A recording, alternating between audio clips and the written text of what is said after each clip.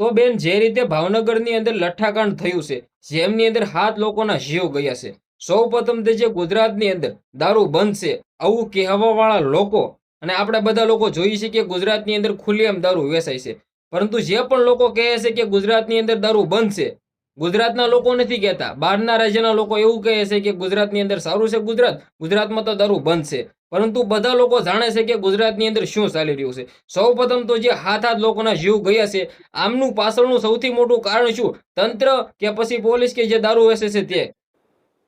દારૂ વેચાય છે, આપણે જોઈએ છીએ બધા। ભાવનગરમાં જે ઘટના ઘટી છે એ ડુપ્લિકેટ લઈને ઘટી છે, તો આવી ક્યાંથી? એમે દેખાડવામાં આવે છે કે જે ભાઈ દારૂ બનાવતા હતા એના પાસેથી પ્રશ્ન મારો એ છે કે બોટલો ક્યાંથી આવી? દેખાડવામાં એવો છે કે અમદાવાદથી બોટલો, એના ઢાંકણા, એના સ્ટીકર આવ્યા છે। તો આ સરકાર ક્યાં સૂતી હતી? ખાસ કરીને તો એવો પ્રશ્ન નથી, આપણે ઘણા એમ કહેતા હોય કે ખાખી વર્દી શું કરે, તો આમાં ખાખી વર્દી છંદવેલી છે કેમ ભાઈ? જો સરકારનો જેટલો વાંક છે ને એટલો જ ખાખી વર્દીનો વાંક છે। હપ્તા લે છે એટલે આ લોકો બુટલેગરો દારૂ વેચે છે, એટલે બેફામમાં હાલી નીકળ્યા છે। આમાં મધ્યમ વર્ગના જીવ ગુમાવવામાં આવે છે કે માની લો કે આ લોકો નકલી દારૂ બનાવી, હવે ત્યાંથી બોટલો આવી, બોટલોમાં જ આ દારૂ વેચાણો છે। બિલકુલ દેશી દારૂ તો નતો કે પોટલી કરીને આ લોકો વેચી નાખે। આ લોકોએ સારું એવું પૈસાની કમાણી થાય એને લઈને આ લોકોએ ડુપ્લિકેટ દારૂ બનાવ્યો છે। દેખાય કહેવામાં આવે છે કે અમદાવાદથી જ આ બોટલો આવી છે। આની પહેલા પણ દારૂ બનાવ્યો તો નકલી ડુપ્લિકેટ 52 બોટલો પકડાણી હતી, ત્યારે જ આ લોકોને એક્શન લેવાની જરૂર હતી હર્ષભાઈ સંઘવીને, ત્યારે ક્યાં સુતા હતા?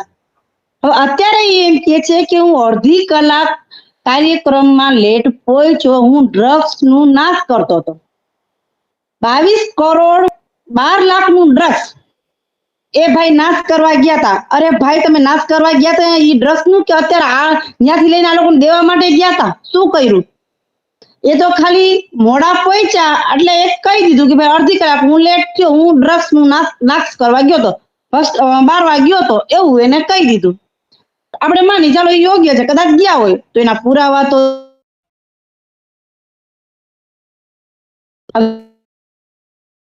કે કેટલી બેનો ભાઈ વગરની થઈ ગઈ છે। હવે રક્ષાબંધનને લઈને જોઈએ તો બેનું ભાઈ વગરની થઈ ગઈ, ઘણી લેડીઝ જેના મેરેજ થઈ ગયા છે એટલે લેડીઝ ઘરવાળા વગર થઈ ગઈ, માં દીકરા વગરની થઈ ગઈ। આનું જવાબદાર કોણ? હર્ષભાઈ જ ને, કે ખાખી વર્દીને આપણે પકડશું? ખાખી વર્દીનું લોકો કરી નાખું, જે કર્યું લોકો બધાને સસ્પેન્ડ કર્યા, એને બસ શું છે, ખાલી કાગળ ઉપર જ છે કે રિયલમાં છે કે શું, પબ્લિકને ખબર જ નહીં પડે। પણ મને એટલી ખબર પડે ભાઈ કે ગાંધીના ગુજરાતમાં ડ્રગ્સ દારૂ નથી વેચાતો તો આ આવે છે ક્યાંથી? આની પાછળ કોણ જવાબદાર? હર્ષ સંઘવી જ।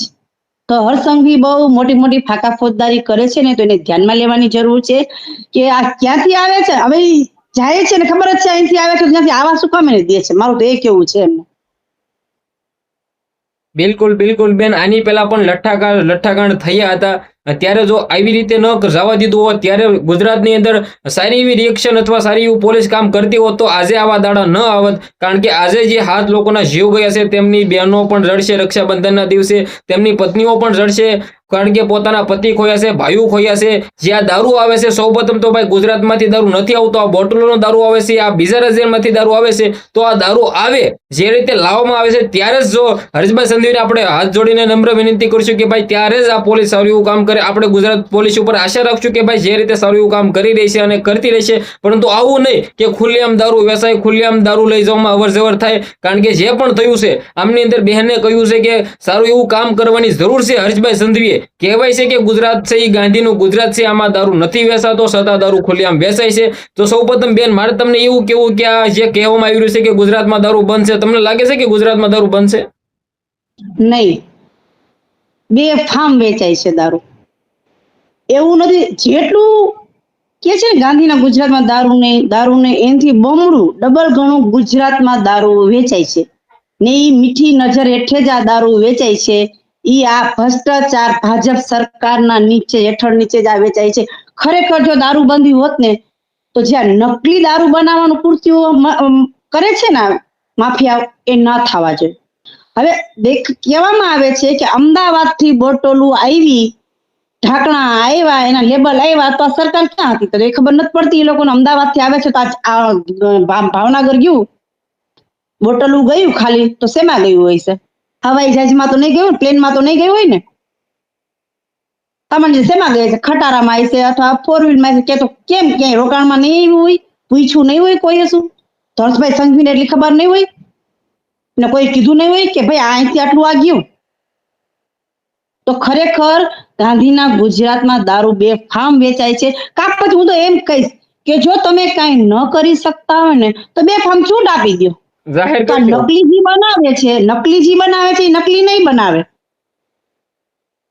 પૈસાનો જે મોહ માયા લાગી ગઈ છે કે નકલી વેચીને પબ્લિક ના જીવ સાથે ખેલવાડ કરે છે. કરતા નથી, આ હર્ષ સંઘવી કરાવે છે.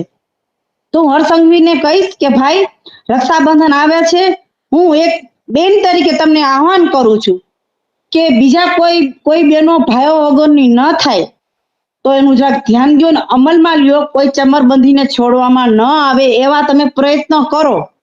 હું તમને અપીલ કરું છું ભાઈ. બેન, જેવી રીતે જોયું 13 લોકોને પકડવામાં આવ્યા છે, હાલ તેને રિમાન્ડ ઉપર લઈ જવામાં આવી રહ્યા છે, પરંતુ આપણે આશા એવું રાખશું. તમે શું કહેશો કે તેમના પરિવારને કેવી રીતે ન્યાય અપાવવામાં આવે અને આવનારા સમયની અંદર દારૂને લઈને શું કહેવું છે કે શું આવું ચાલવું જોઈએ? કારણ કે જે રીતે હાલ ગુજરાતની અંદર ખુલ્લેઆમ ભાઈ હપ્તા ખાય છે, કોઈ પણ પોલીસ એવી નથી, કોઈ પણ એવું નથી કે જ્યાં હપ્તા નથી ચાલતા, ખુલ્લેઆમ દારૂ વેચાય છે. બધા લોકો જાણે છે, બધી પબ્લિક જાણે છે, પબ્લિકને ખબર છે કે ક્યાં ક્યાં દારૂ વેચાય છે. છેલ્લે મારે તમારી પાસેથી એટલું જાણવું છે કે આના પરિવારને કેવી રીતે હાલ ન્યાય મળવો જોઈએ? ખરેખર ખાસ કહું ને ભાઈ, તો તમે જેમ કહો છો ને કે બધે બુટલેગરો હપ્તા આપે છે ને, એ હું ખાસ ચોખ્ખું કહીશ કે ખાખી વર્ધી લે જ છે હપ્તા. ખાખી વર્ધી આમાં છંદવાયેલી છે, પણ હું ખાખી વર્ધીને કહીશ કે ખાખી વર્ધી પર છે ને આપણને નાજ છે, તો તમે આ ન ડૂબાડો. ખાખી વર્ધી એક તમને પગાર આપે જ છે ને, પગારથી તમે સંતોષ માનો. આ રૂપિયો છે ને ભાઈ આપણી 7 પેઢીને ભોગવવો પડે છે. બિલકુલ. તમે ત્યાંથી 5-50 હજાર લઈને રૂપિયાવાળા નથી થઈ જવાના. તમને સરકાર પગાર આપે છે તો તમે પબ્લિકની ગુલામી કરો, નહીં તે આ બુટલેગરની ગુલામી કરો. તમે અહીંયા હપ્તા લેવા જાઓ, આવો મારી પાસે. હું હર્ષ સંઘવી ભાઈને કહીશ તમે મારી પાસે આવો. રાજકોટમાં કેટલા બુટલેગરો દારૂ વેચે છે ને કેટલા તમારા ખાખી વર્ધી ત્યાં લેવા જાય છે ને, એનો હું એક જગ્યાએ હું તમને લઈ કે ભાઈ આ જગ્યાએ વેચે છે ને 2 કલાક તમે છેટા ઉભા રહ્યો, એમાં તમારી જ ખાખી વર્ધી વાળો અહીંયા આવશે. હું તમને સબૂત આપું. જો તમારા પાસે ન હોય એવી જોગવાઈ કદાચ, તો હું તમને જોગવાઈ આપું કે તમે આવો મારી પાસે, તો હું તમને દેખાડું. એટલે ગાંધીના ગુજરાતમાં દારૂ બંધ થાય એવા પ્રયત્નો કરે હર્ષભાઈ સંઘવી. અને કોઈ પણ પરિવારના હોય ભાઈઓ, એની ફેમિલી વંચિત ન થાય. તહેવારો આવતા હોય, આ તહેવારો પણ ઘરનો કોઈ મુખિયા વયો જાય ને ભાઈ આવી આવવાથી તો આઘાત લાગે. બેનને લાગે, માં છે, ઘરના છે, એનો પરિવાર હશે. વિચાર કરો એને કેટલી આઘાત લાગતી છે કે 12 મહિનાના તહેવારો આવી રહ્યા છે, રક્ષાબંધન છે, દિવાળી છે, હમણાં તો તહેવારો છે આપણા. તો આમાં આ ઘરમાં એ લોકોને અછત કેટલી થશે? કોના લીધે? હર્ષભાઈ સંઘવીના લીધે. કે જો આ પર કડી નજર રાખી હોત, અમદાવાદ થી બોટલું ન આવવા દીધી હોત, અને આ ભાઈને પેલા જ દારૂ બનાવ્યો તો ડુપ્લિકેટ કહેવામાં આવે છે, 51 થી 52 બોટલો ઝડપાણી હતી, ત્યારે જ કડક પગલા લીધા હોત તો જે અત્યારે આ થયું છે ને એ ના થાત.